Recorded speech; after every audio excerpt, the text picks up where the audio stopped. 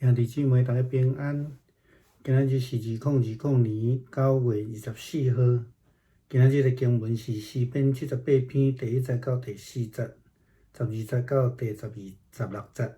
以赛亚书48章17节到21节。雅各书第4章11节到16节。今日要甲大家分享的主题是应该行的路。基督徒应该行甚物款的路？咱的头前的路到底是怎样？坦白讲，无人知影咱的性命后一秒会怎样。说实讲，咱时常听人讲，我有愿望，我将来想要安怎？或是讲有个人讲，我有足侪计划，但是事实上无有人会当足有把握讲后一刻咱的性命到底会怎样？或者是讲，咱会去批评一寡人，伊的信心真单纯，咱讲这个愚公会信。也有可能咱会对遐一寡无人生规划的人，会讲因生活无目标。当然，生活需要有计划，也爱有愿望，这是信仰啦吼。咱需要单纯，而且还佫有智慧。这种的相信是必然的，但是信仰性命的道路到底是怎样，却毋是咱会当掌握的。因此，当咱无法咧面对这个无法度确定的后一个时阵的时，基督徒要安怎行出一条信仰的道路，这是非常重要的思考啦吼。伫以赛亚书第48章17节 ，NIV 的翻译伊讲 ：“I am the Lord, your God, who teach you what is the best for you, who directs you in the way you should go。”这个意思就是讲，上帝是咱上好的路。上帝是要甲咱教讲，什么对咱是上好的，什么倒一个方向是咱应该爱行的，也就是讲，上帝是咱上好的引带者，上好的一条道路。耶稣基督捌安尼讲过，伊讲我就是道路、真理、活命。若无藉着我，无人会当去到爸遐去。伫即内底讲到有几个无共款的重点。第一个就是咱要思考是讲，咱的道路的终点是要去倒位？就是要去到爸，耶稣咧讲的爸遐去，就是讲上帝的所在。这是咱生命道路的终点，要倒转去伫上帝迄个所在。或者是讲，咱用另外一个讲法，就是叫做天堂。耶稣基督是唯一的方法，所以亲像伊所讲，我是道路、真理、活命。若无藉着我，就无有人会使去爸遐。所以足清楚吼，伊是咱唯一的方法，甲唯一的道路，不只是上好的 the best way 吼。佫是迄个 the only way 唯一的道路啦吼。既然咱无法度确定后一秒的性命，对后一个时刻的道路，咱无有把握的时阵，上简单的方法就是将咱家己的活命放伫耶稣基督的道路顶悬，上帝的道路顶悬。以赛亚书48章第18节，以赛亚传达上帝的话，安尼讲着：嗨啊，你袂捌听见我的命令，若听就你的平安要亲像河水，你的公义要亲像海涌。有一首诗歌我想咱拢真熟我有江河如平安，我有平安如江河啦哈，我有平安，亲像江河共款。咱的平安就要亲像这个河水一直流，一直流。以色列人就是无听上帝的命令，因此先知讲：我偌年望你听我的命令，这是上帝对因所讲的话。以色列人真爱用选民来自称啦吼，但是却袂记得因是被选的，选因的人是上帝，因袂记得上帝是啥物人。像咱昨所咧讲的，咱有当时甲上帝咧争，啥物人是老大的啦吼。所以因时常用家己的想法，用家己的文化，用家己的作为，追求家己的需要，因来代替上帝的命令甲旨意。亲像因伫出埃及的中间，因总是想着家己的需求，将听上帝的命令放伫脚趾边，看做无重要。所以根据记载，咱看到因总是埋怨啦、怪罪摩西啦、违背上帝透过摩西所颁布这个诫命律法啦。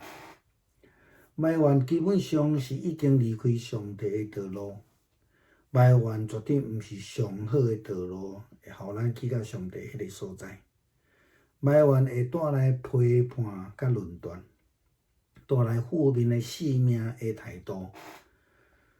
咱时常咧讲，咧学神学的人爱真细致啦，因为学神学吼，拢学会晓批判学嘛吼，却袂记即迄个学乐啦、感谢啦，还是讲顺服上帝啦，好哪亲像讲会晓批判人才有学问安尼啦吼。批判了后到尾仔就失去信仰的本质啦。事实上，所有的基督徒拢应该安尼受提醒，也是讲爱需要自我提醒。咱无用埋怨，无用批判的心来过咱的信仰生活，若无咱会离开上帝的道，愈来愈远。弟兄姊妹平安，今天是2020年9月24号。今天的经文是诗篇78篇第1节到第4节，12到16节，以赛亚书48章17到21节，雅各书第4章11到16节。我们今天要分享的主题是当走的路。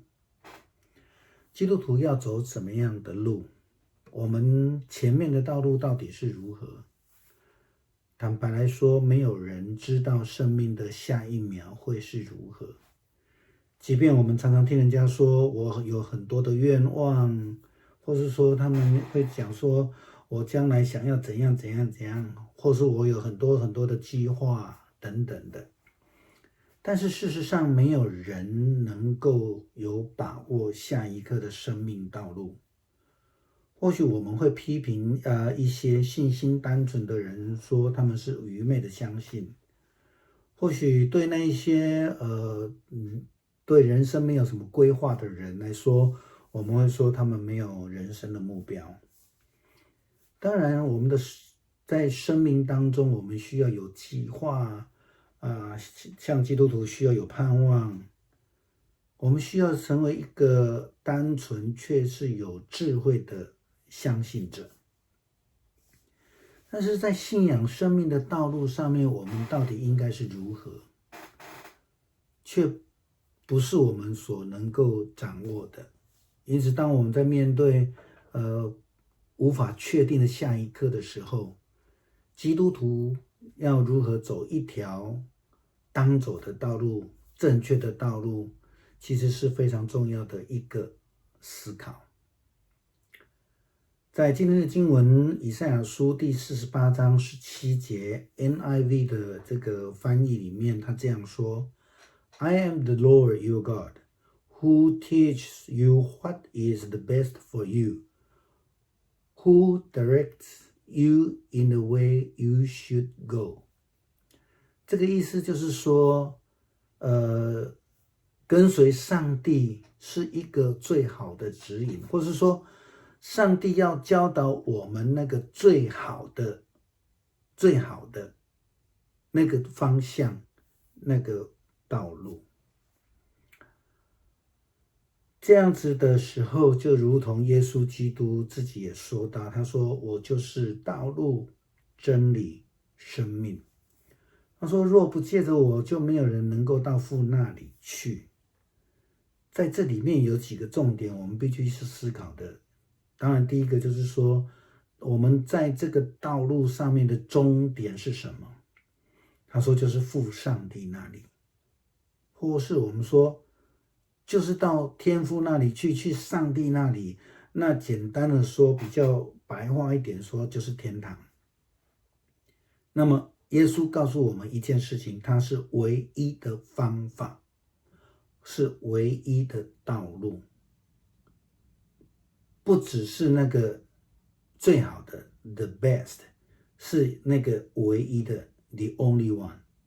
所以很清楚的，就像以赛亚书48章17节所说的，上帝要告诉我们什么是对我们最好的，怎么样的方向，什么样的道路是我们应该要走的。这个道路就是耶稣基督。既然我们人不能确定下一秒的生命的时候，也要对下一刻的道路要有一个追求，因为我们没有把握。那么最简单的方式就是我们要走在耶稣基督的道路上，就是上帝的道路。以赛亚书48章接下去在18节的时候，以赛亚先知这样子的传达上帝的话语。他说：“我多么希望你们听我的命令，如果你们听我的命令，平安就会像河水滔滔不绝，公义就会像这个浪涛滚滚而来。”那19节他说：“你的子孙会像沙粒那样多，我永不让他们被消灭。”这让我想到一首诗歌：“我有平安如江河。”以色列人在他们的生命当中，在出埃及的过程当中，他们就是没有听上帝的命令。因此先知这样告诉他们：“我是多么的希望你们听我的命令。”上帝透过以赛亚这样的告诉以色列人。以色列人喜欢以选民自居，却忘记了选他们的上帝是谁。他们时常以自己的想法、自己的文化、自己的作为来代替上帝的命令